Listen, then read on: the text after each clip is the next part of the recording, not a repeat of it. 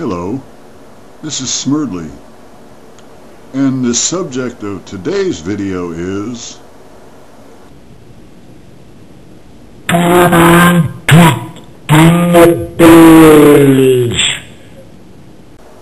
Now, I live in the real world, same as you do. I go around and I see kids skateboarding, and I see people,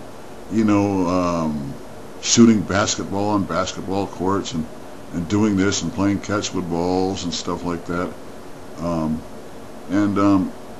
It's been years since I've seen anyone get kicked in the balls or have a basketball bounce and hit them, in their lap area, and see them fall on the ground or roll around going, oh, holding their crotches, But every time I see America's Funniest Home Videos, it seems like people only receive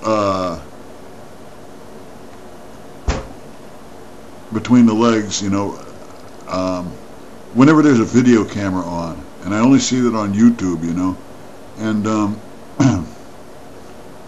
they even put on American Funny Home Videos little kids, and this thing going bam and hitting them in the front of their diaper, and the kid falls down and holds their crotch. Oh, isn't that funny? A little baby got kicked in the balls. That's not funny. That's just plain fucking sick. Now, most of these times it's fake, When I was a kid, sometimes that would happen in gym class or something, and you kind of hold your, guys would just kind of hold their stomach and pretend it wasn't, their crotch, because it's a point of embarrassment, or it was then, to be kicked in the balls, because everybody would laugh and think it was funny. Now, in the interest of fairness, why in humor and on TV shows and America's Funniest Home Videos, how come they never show women being kicked right between the legs and see them fall down holding themselves going, ah?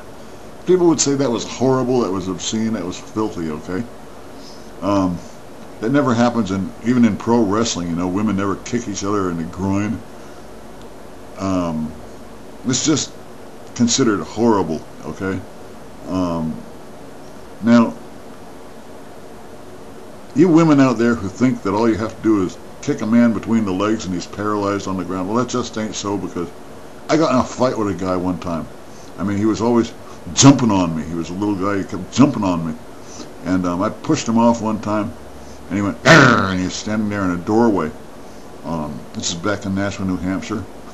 And I just shrugged, and I hauled off, and I kicked him right betwixt the legs, just as hard as I could.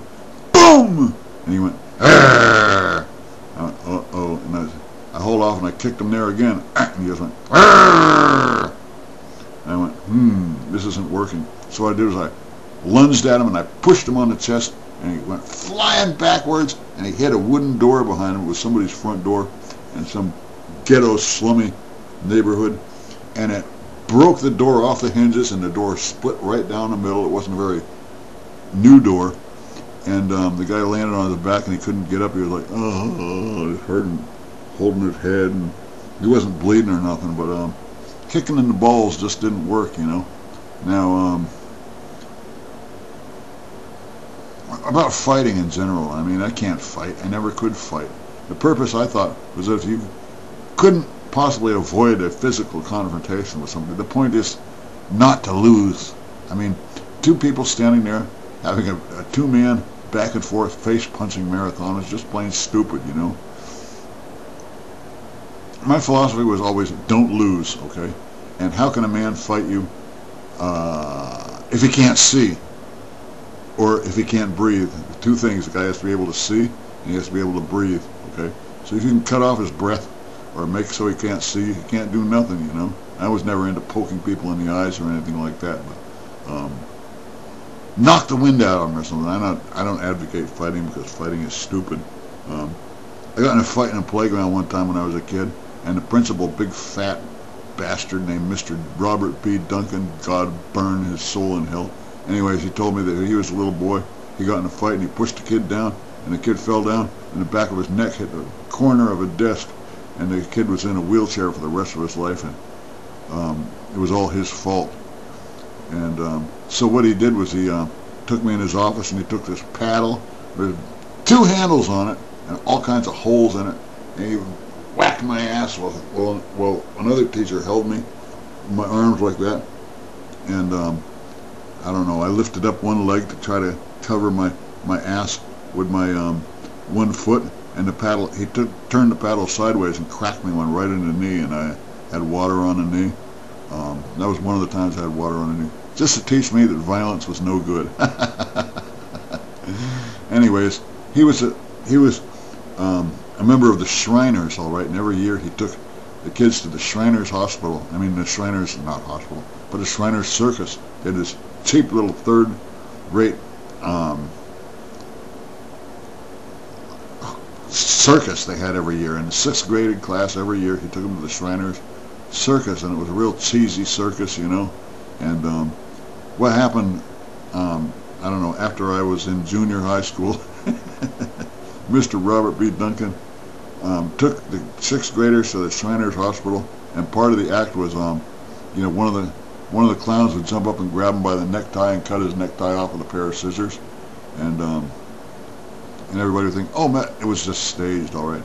And the clown act was going on, and Mr. Robert B. Duncan stood up and held his chest, and he was like, and he fell down, and all the kids were laughing. Mr. Duncan fell down.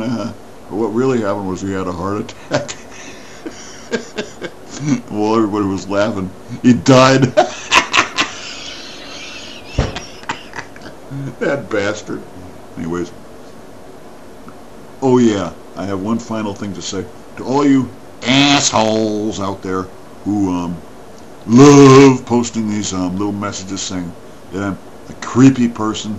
Well, I have one thing to say to all you people who say that I'm creepy and I shouldn't be on YouTube, and that is,